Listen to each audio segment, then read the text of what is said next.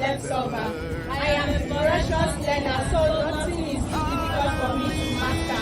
I am a doer with a genius intellect. I am a CyberGirl! Who are we? Who are we? Who are we? Learning CyberSafe Foundation!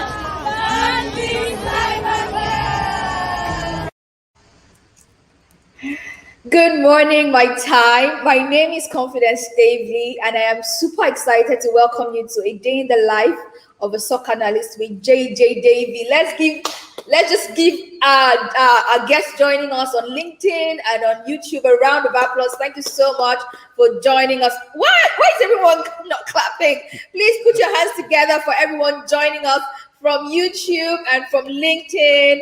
Okay, awesome, great. So today we are having a day in the life of a SOC analyst with Jay Jay Davey, and this event is the first of a series of events we'll be hosting this month called A Day in the Life. So A Day in the Life is a 30-minute live interactive session designed to allow the CyberGirls fellows and cybersecurity enthusiasts like you gain insights into domains and key roles in InfoSec. Day-to-day activities of people in these domains will also be covered, what their job entails, and you can ask questions in areas that require clarity. Now, this event is proudly hosted by CyberSafe Foundation, and CyberSafe Foundation is Africa's leading non-governmental organization in the digital development domain, on a mission to facilitate pockets of change that ensure inclusive and safe digital access in Africa. And the CyberGirls Fellowship, which is an initiative of CyberSafe Foundation, is a one-year fellowship that equips girls with globally sought-after cybersecurity skills, helping them to seize work opportunities within Africa and across the world. Our guest for today is Jay Jay himself, Jay Jay Davey, and he is a seasoned SOC analyst with 4 years work experience and exposure to various cyber attacks, mainly ransomware engagement. So Jay Jay is also a specialist in threat hunting and digital forensics. Without further ado, let's make cheerful welcome in the CyberGirl style our guest for today, Jay Jay Davey. Okay, we can't feel excitement in color, but what's happening? Can't you hear us? Awesome. Thank you so much, JJ, for coming. And really, we're really looking forward to seeing you and to interacting with you. The girls are really looking forward to hearing from you. So to ensure that we just stay within our 30-minute allocation, I'm going to be asking you some questions. And of course, people can send in you can also send in your questions on YouTube and on LinkedIn. I'm aware that people are joining us from there. So please start by telling us a little about how you started your career. And did you know you were going to be a SOC analyst straight after college? And did all your plans follow through? You can just tell us. Brilliant. First of all, thank you for having me on. So in regards to your question, I didn't actually know I was going to be in cybersecurity at all. So I left the armed forces in around 2016, where in the armed forces, I worked with technology, I worked with networking, I worked with telecommunications. And I left the forces and I went straight into IT, but I didn't really know at that point that cybersecurity existed. It wasn't until about 2018 did I inquire about a cybersecurity job, which I didn't actually know that a SOC analyst was to do with cybersecurity at the time. I just saw the job description and thought, oh, I can do that. That looks something that I can do. And I went for the job interview, and it turned out to be a cybersecurity company. So that piqued my interest into cybersecurity, and that's where I really learned what the actual industry is and what a SOC analyst is. And then I was successful and got the job.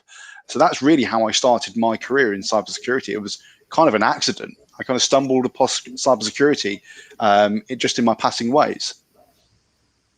Isn't that an interesting accident? Very, very, very good accident. But you mentioned SOC analyst, and I would like you to just tell us who is a SOC analyst. And I really want you to touch on, the difference between a tier 1 and a tier 2, so everyone here can understand. And what does this role entail? What are your day-to-day tasks? So a SOC analyst is essentially the eyes and ears of an organization's technical domain, their network. They monitor their network for intrusions, for threats, for security events that could be considered to be an incident. Then they respond to those incidents and help ensure that the impact of those incidents are mitigated to protect the organization from the cyber attacks. The difference between a SOC Tier 1 and a SOC Tier 2, the SOC Tier 1 more deal with the alerts. They triage the alerts, they investigate them, and they look in to see whether they are going to have a negative impact to the security of the organization. And if it's something that they can't deal with, that's when a Tier 2 comes in. They come in to do the further investigation and apply their seasoned knowledge to investigation. The Tier 2 also deals with more technical aspects such as digital forensics and helping find more information to back up the beliefs of the Tier 1. So they work in tandem with each other. So the real difference is that they're more seasoned and able to apply more technical aspects to an investigation.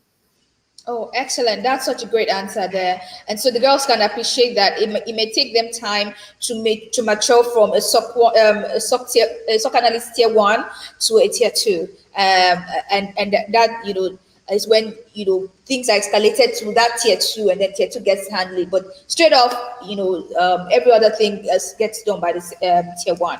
Okay, great. So my next question is, as someone in this context, a CyberGirls fellow, for example, who is just about to start their career in cybersecurity, how would they know if incident response career path is great for them? I mean, you've mentioned sort of that incident response is one of the key things that a SOC analyst would do. So how would I see it as a cyber girl? I'm sure a lot of them would be sort of nodding their heads right now. How would you just sit and know, okay, incident response is something that's so cool and I want to be part of this, I want to do this? So it's really a case of really investigating what incident response is and what it is as a career path, and understanding if you actually would like to do that. So in a short, simple answer, incident response is basically preparing an organization, a business, for handling a cyber attack. So if that's something you want to do, is help a business guide themselves through a cyber attack and respond holistically to a cyber attack. So let's just say that an organization was hit with ransomware. You as an incident responder would be the one that organizes the response capabilities to that attack. So you'll be the one that directs people where to go and help navigate the organization through this difficult period. Mm-hmm. Indeed, we know that preparation right now is a very key part of in fact, it's basic. It's a basic requirement now for every organization, because it's no more a thing of, okay, so when are we going to have, it's not a matter of if we're going to have a cyber attack, it's when, we're going to be hit by one. And so preparing for it is very vital. So if you see yourself as sort of the girl who gets the organization ready for the day of, reckoning, if I was to put it that way, and to ensure that your organization doesn't fall flat on its face. I see somebody pumping their fist in the air, but if that's you, this is a path to go in. So great. I also just want to ask, what are the skills, required to break into this field and excel while in the field? So from a typical technical aspect, you need to have knowledge of networking. So how computers communicate with each other, and maybe how malware or different threats can communicate across your network and communicate out of your network. You'll also need to have the general knowledge of these threats as well. So how do these threats come into fruition in the organization? Where do they appear? How do they appear? And how do you commonly stop these? Knowledge of like IT processes and how a business would govern their IT, just so if you do need to implement new security controls because you've maybe found something's missing or there's an unprotected system, you know what to do in terms of how to maybe change that and implement that change. And also you need to have understanding of basic incident response. So what to do if something does go wrong. If ransomware does actually come into fruition in your organization, how do you then respond to it? Understanding the different tools as well. So maybe the tools that you need to use and understanding where they're applicable and where they do need to be used. Understanding of operating systems, how to manage these different operating systems. So you have Linux, you have Windows. How do you use these systems and how do you maybe update these systems to patch them from security attacks? So that's from a very general aspect. Now, where would you start with that? I would say you need to start at the very, very foundation, which is computer networking and computer administration. So having a good understanding of that is going to be a very solid foundation if you want to do a SOC analyst as a career. Excellent. You mentioned about tools. Can you just throw a couple of them in the air so the girls know what to look out for when they get to that point in their learning. Because some of them will be picking the SOC analyst, incident response path, and get trained specifically to become a SOC analyst by the end of this month. So what tools should they be looking out for in their curriculum? So the different kind of tools, the typical tools is going to be a SIM tool, which is a security information and event management tool. And essentially what this does is it pulls different logs and different information from different sources, and it uses rule sets and correlations to build alerts to alert analysts to if there's attack or if something needs investigating. That's very, very common. Now you're going to see many different SIM tools around with different names, different colors, different GUIs, different flavors, but they all do the same thing. They all pull in these information, correlate it, and give you an alert. So understanding that the basic concept of this is to give you visibility across your information domain. That's one of the main tools that we use. There's also a tool called EDR, which is endpoint detection and response. This tool is basically a very, very beefed up antivirus. It uses behavioral-based learning, which is heuristics, and also uses signature-based detection to detect if there's any threats on the endpoint. And it also gives the SOC analyst the ability to remote onto these machines and remediate any kind of attacks or trying to clean up anything that may not be where it should be. We also use vulnerability scanners. So there's loads of different vulnerability scanners, but for the premise of vulnerability scanners is simply to scan your domain for vulnerabilities and also give you information on how to patch these vulnerabilities. So they're the main tools that you're going to come across as a tier 1 SOC analyst. Now these tools are going to differ from organization to organization, but as long as you just get a grasp on the basic concept of these tools, you're going to be successful. Thank you so much, Jay. I mean, you mentioned SIM. Some of the girls are actually they're going to be working on a SIM for the open day this month. I think that should be Adamawa girls or Kogi girls. But just for everyone else that may not know, the SIM is spelled SIEM, and it's actually an acronym that means Security Information and Event Management. So it's usually a suite of tools that helps with that. SIM is spelled that helps with alerting you, like he just described, to potential suspicious activity on the network or incidents generally. So my next question, Jay, is going to maybe take you down memory lane. What is the most challenging project or experience you've had in your career as a SOC analyst, and what did you learn? InfoSec is one place where we're all constantly learning. Like, we don't have anyone who's not learning. The minute you stop learning, you are out of the industry, literally, so we want to learn from you, of course, and your experiences. What has been the most challenging? Let's get to glean from your experience. So my most vivid memory, which is my most challenging part of my career, which I've ever had, was I used to work for an organization, and a company that they work with got hit with ransomware, but they didn't have a security team at the time. So they volunteered me to go down there and help them respond to this incident. I was only 1 year into my career at this point, and I was still quite fresh. So I had to help this organization rebuild themselves from a cybersecurity attack and help restore their systems. And for me, it was a very steep learning curve because I had to learn most of it on the job. I actually had my phone out at one point, Googling the SANS Instant Responder Handler book, just so I can give them a holistic response to this incident. So my response to that incident wasn't as good as what it would have been now. But if I didn't have that learning experience, I probably wouldn't be as seasoned as I am now. I think that's so profound to share. A lot of times these girls, they're actually amazing, but they don't realize that we all are learning a lot. And so it's just nice to just sometimes whip out your phone and Google stuff. Like, sometimes in the middle, you don't Google the most mundane thing. Like, these are things like you should know on a normal day, and you just keep your mind and you just have to check them out. So girls, this is your cue. You just heard what he said. Sometimes you're in situations and you just have to find your way around it, by just finding resources to learn. And I think that's one of the key skills that everyone in InfoSec should have, the ability to research and quickly find information, consume it, and be able to use it. Thank you so much for sharing that, Jay. Girls, this is your reminder again also to send in your questions if you have any. I know you enjoyed this session, but yeah, if you have anything that requires clarity on, please send in your questions. And guests from outside of CyberGirls joining us on LinkedIn and on YouTube, this is a good time to send in your questions as well. So I'm going to ask another question that maybe you just share a bit more about something you may have hinted about earlier. So if someone here wants to start out in a role as a SOC analyst tier one, what are other InfoSec roles and paths that they can pivot their career to after some years? I know that it's sort of like you can move to other paths, you can progress. I mean, you are also doing stuff in digital forensics. Who knows? Maybe in the next couple of years, you're planning to do something there, or threat hunting. So we want to know where, like, the handshakes where you can move to other domains or you can progress in the same path, and what the options are for a SOC analyst tier one.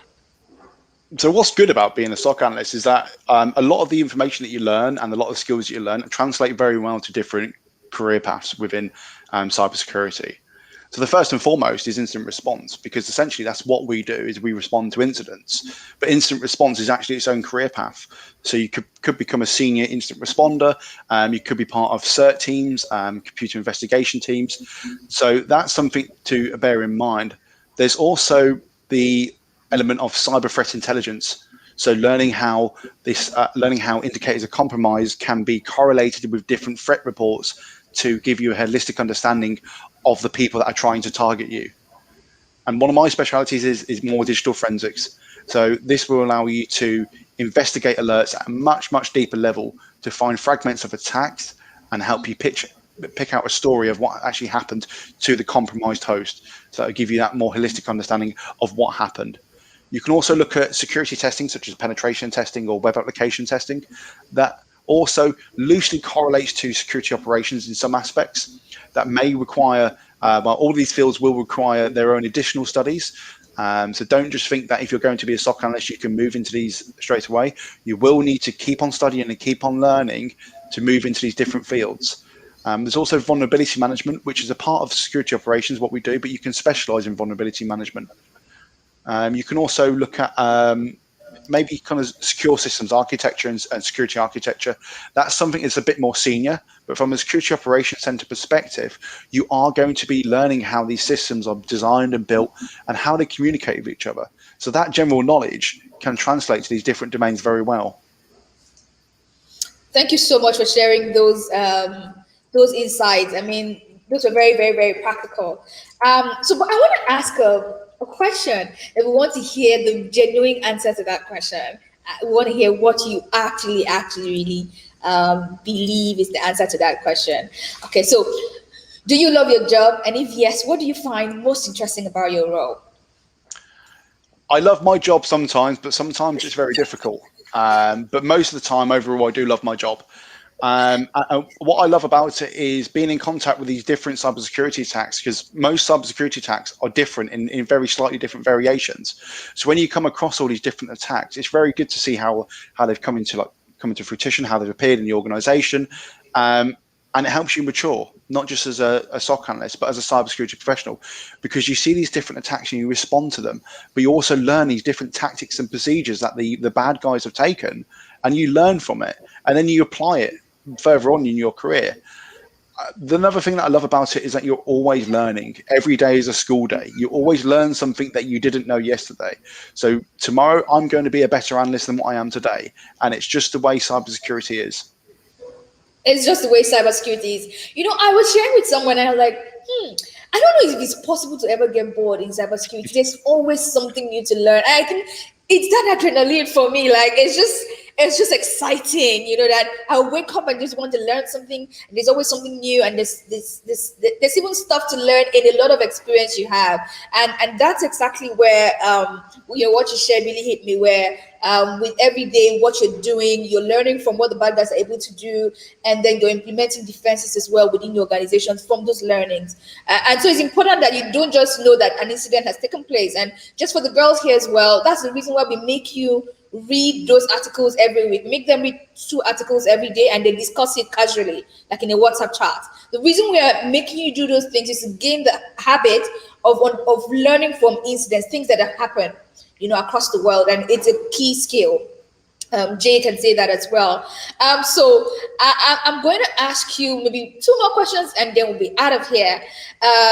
That's if more questions don't come from the girls and our audience joining us from LinkedIn and on YouTube. Okay, so what advice would you give young girls or guys out there that you wish you knew earlier before you started your career? What are the things you wish you knew earlier before you started off that you could share with the girls to help them? So when I first joined as a SOC analyst, I didn't really know what you had to learn. I was just making it up as I went along. I just learned what I could. I didn't really have any kind of structure to my learning. So I wish when I was at that point, I wish I had some structure. I wish I had some guidance in what to learn. I wish I had something to align to. Now you have all these different training platforms. You have all this information out there on how to become a SOC analyst. So I wish that I had that back then. But now that you do, I really, really advise people to go and help get these guys to help you align your studies, just so you're not having any gaps in your knowledge and you're ensuring that you cover all the areas that you need to become a very proficient SOC analyst. Thank you so much. Thank you so much, Jay. I just before I ask the last question, it just popped in my head now to ask that if you could have done something different from being a SOC analyst, what would it be and why? I think I would have went into more information security, purely because I like the more business aspect of security and how information security fits within the business. That's something that interests me. It's something that I'm studying at the moment. But I think at the moment, from a technical aspect, I do like being a SOC analyst. Oh, that's so cool. So I'm going to ask the last question. It's random. I don't know. Maybe we should shut our eyes and open and ask question. I don't know what. Yeah, it's a very random question. What is your favorite non-work thing to do? So I'm going to sound incredibly boring now, but I just like to go to the gym. That's literally it. I don't have that much excitement. Non-work thing would be just go to the gym. I do like participating in capture the flag events, but really that's me. Yeah, and you do want to share more about capture the flag events, because the girls are not yet introduced to you, but they're going to be introduced to you very soon. So would you want to share why it's exciting and why the girls should look forward to it and be part of this event? Yeah, so capture the flag events are just simply events that test your technical skills to find different flags in different places. So they will give you different challenges which require different technical skills to find a flag. And what makes it exciting is the competitive element of it, as well as the thrill of the chase. So chasing for these flags and researching these different skills that you need to be able to find these different flags. And they are very good events to teach yourself new skills. Yeah, teach yourself new skills, and just to chime in, apply the skills you've already learned. Sometimes you learn certain things and they might not feel so real or applicable. I mean, for the girls here, and then you can try your hands and get your hands dirty using them, applying that knowledge in a way that helps you retain it more. And that's what capture the flags are actually, and they're very exciting because it's like gamifying your learning as well. So yeah, I'm looking forward to getting them on capture the flag events, and the ones we organize and the ones that we get to throw them out in the wild to be part of and learn and grow their knowledge. Thank you so much, Jay, for joining us. It looks like we did justice to the questions, because although everyone is just so glued in, there are no new questions to ask, and we can't say thank you enough for your time. I know you're very busy, and I literally just said, "Hey Jay, how you doing?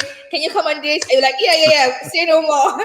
So I'm very excited that you could make it, and we are very thankful. I'm just going to add the girls on the stream, and then they can say their lines as well and say thank you one after the other. I think we start with Cross River Hub. Cross River Hub, do you want to unmute your mic and say thank you? Thank you very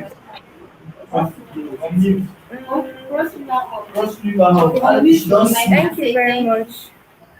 Thank you very much, sir. You're very welcome. Thank you. This session has been wonderful and amazing. We've learned a lot.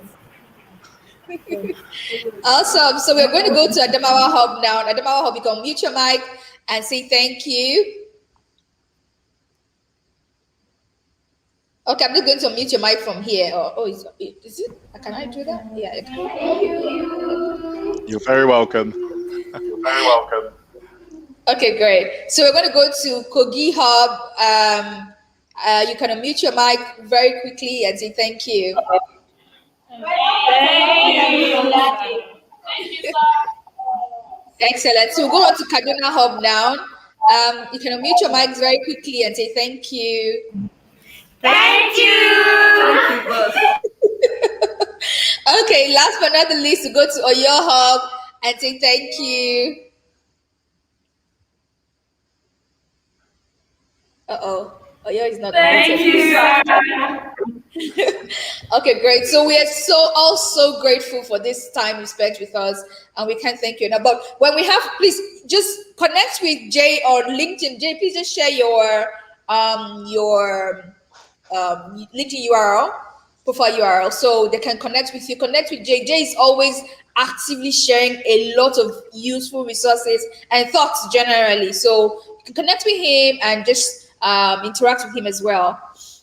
Thank you so much, Jay, for your time. Thank you so much, everyone who has joined us from. So Jay has shared his LinkedIn URL. So thank you so much, everyone that's joined us from across our hubs.